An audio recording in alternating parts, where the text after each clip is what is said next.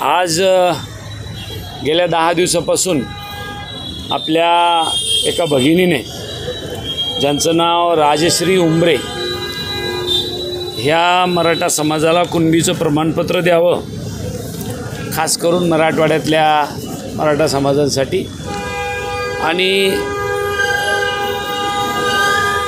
EWSचं आरक्षण कायम ठेवावं, आणि त्याचबरोबर शेतकऱ्यांच्या मुलाला मोफत शिक्षण द्यावं, अशा वेगवेगळ्या मागण्या या ठिकाणी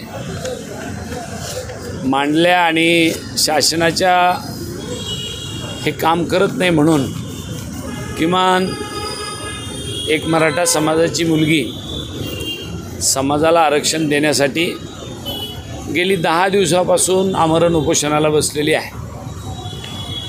दुर्दैव असं आहे की अजूनही शासनाचं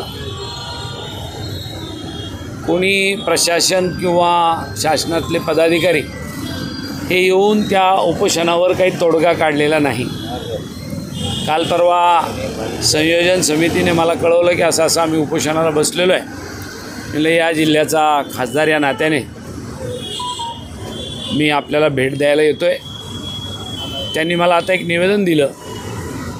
ताबडतोबीने या निवेदनावर जिल्हाधिकारी आणि विभागीय आयुक्त यांच्यासोबत पत्रव्यवहार करून तात्काळ या आंदोलकाशी बोलणी करून हे उपोषण सोडवलं जावं आणि त्या उपोषणकर्त्याच्या तब्येतीची काळजी घ्यावी, अशी विनंती शासनाला मी आजच्या या भेटीनंतर करणार आहे. धन्यवाद.